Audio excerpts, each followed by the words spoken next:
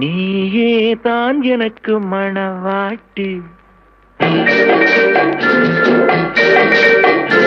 நீயேதான் எனக்கு மணவாட்டி, என்னை மாலையிட்டு கைப்பிடிக்கும் தீமாட்டி, நானேதான் உனக்கு விழிகாட்டி, இன்ப நாடகத்தில் ஆட்டி வைக்கும் வழிகாட்டி.